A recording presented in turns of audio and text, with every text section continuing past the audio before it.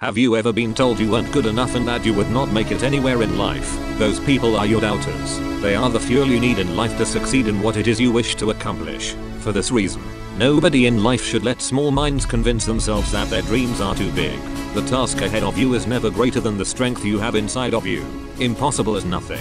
The only possible way of failure or defeat is not believing in yourself and surrendering in times of hardship and adversity. Just ask former NC State student athlete Taylor Gentry. As a young boy, Gentry dreamed of playing football at NC State. This dream rolled up on a speed bump though when he was cut from his middle school football team in both 7th and 8th grade. He made a promise to himself at that moment that nobody could tell him what he could and could not do.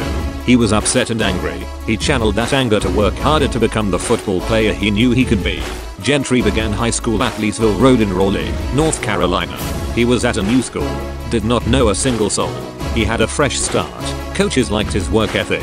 He wanted to be the best, and he did whatever it was necessary to become the best. As a freshman, Gentry started on the junior varsity football team.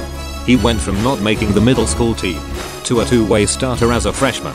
Quickly throughout his first year at Leesville Road, people found out who he was: a goofy, good kid off the field, but a headhunter on the field, who also had a pair of valuable hands. Through this, Gentry earned the starting spot at tight end and middle linebacker on the varsity team as a sophomore. He was a leader on the team as his junior year, and began working out 2 times a day. Through this intensity in the weight room and self-determination, Gentry had a record-setting senior year. He was a captain of the team, and he played virtually any position except quarterback. Gentry set the North Carolina state record for consecutive receiving touchdowns with 13 straight. At the end of his senior year, he racked up 21 receiving touchdowns, 2,000 receiving yards, and more than 150 tackles. He was named Conference Player of the Year, All-Area, All-Conference, All-State, and started at receiver in the North Carolina-South Carolina Senior All-Star Game, better known as the Shrine Bowl.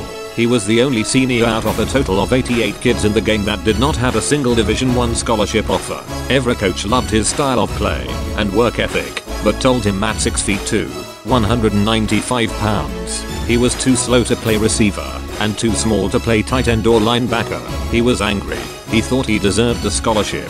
Fortunate enough, NC State offered him a walk-on spot at fall camp before his freshman year. He was the only non-scholarship freshman at workouts. Everyone avoided him.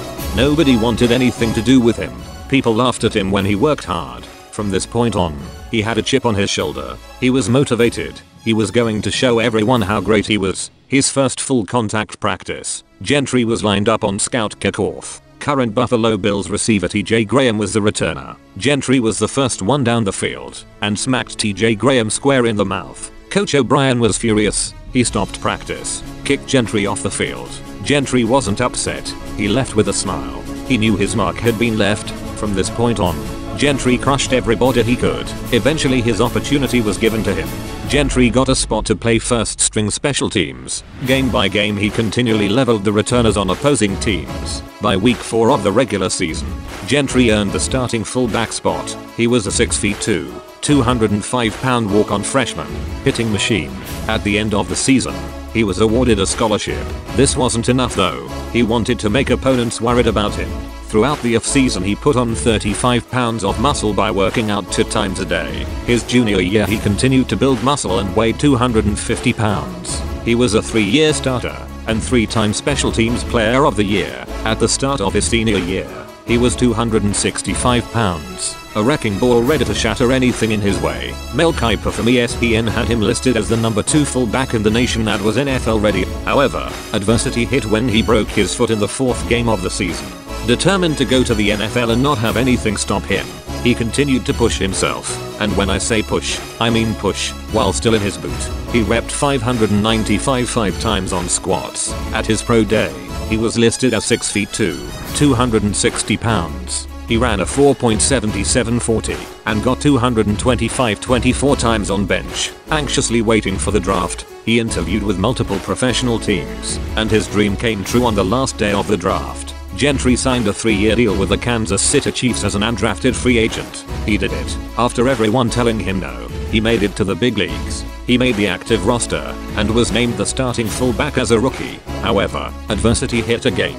Gentry was released from the Chiefs before the first game due to failing his NFL physical because of cluster headaches. He was ordered to take 6 months off. He was crushed. His dreams were shattered. Did he give up? What do you think? Of course not. You heard this story. He's working harder than ever before to get back in the NFL.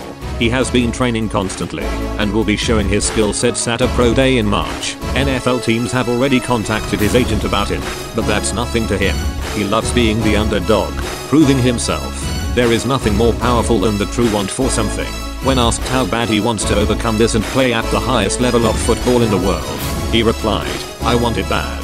I want it as bad as a person having an asthma attack wants to breathe." That's the mindset I got to have to become successful and prove my doubters wrong.